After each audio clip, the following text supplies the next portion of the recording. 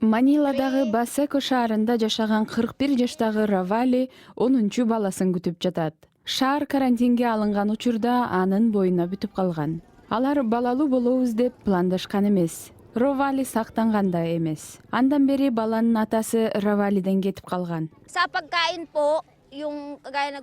Кош бойлуу болсом да болгону күнүнө бир маал же кээде таптакыр тамак жебейм. Чынында кыйын. Анткени ачка болсоң да, тамак жегиң келсе да азык-түлүк сатып алууга акча жок. Филиппин университетинин жакында жүргүзгөн изилдөөсүнө ылайык, Равалинин баласы кийинки жылы жарыкка келчү болжол менен карантин учурундагы 2 миллион ымыркайдын бири болот. 8 жыл мурун контрацепцияны мамлекеттин эсебинен жеткиликтүү кылуу мыйзамына карабастан, өлкө Түштүк Чыгыш Азиядагы төрөттүн көрсөткүчү эң жогорку болгон өлкө бойдон калууда. Бирок католик чиркөөсүнүн каршылыгына карабастан, аталган мыйзам балдардын төрөлүү деңгээлин төмөндөтүү саясатында жарым-жартылай ийгиликтүү болду. Бирок эксперттер ошол алгачкы жетишкендиктер толугу менен жокко чыгышы мүмкүн деп эскертишүүдө. Программадагы 4 жылдык ишибиз жокко чыгат. Пландалбаган кош бойлуулук дагы көбөйөт. Азыр ар бир кош бойлуулуктун 3/10 пландаштырылбаган. Пландалбаган кош бойлуулук балким кийинки жылы кош бойлуулуктун жарымын түзүшү мүмкүн. Доктор Жозефа Белла ооруканасында.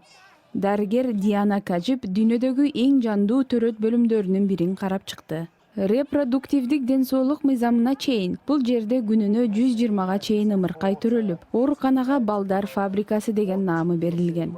Учурда 2 керебетте 4 киши жатканын көрүп жатабыз. Наристелер көп төрөлгөн мезгил келгенде кандай болот? 2 керебетте 5, 6 же 7 бейтапка чейин жетет. Анткени бул оорукана 408 керебетке ылайыкташылган.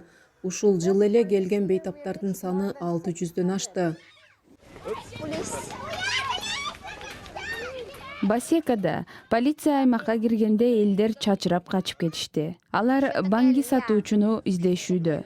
Баңгизат сатуу жакырчылыктан кутулуунун бирден бир жолу дейт Равали. Балдарымдын билим алуусуна мен дагы эле колдоо көрсөтө аламбы деген ой тынчымды алып келет. Кээде ачууланганда ачуумду токтото албай, аларга мен силерди бай адамдарга берип салышым мүмкүн деп айтам. Ошондо балким алар жакшы мектепте окушмак. Пандемия Филиппин экономикасын рецессияга түрттү.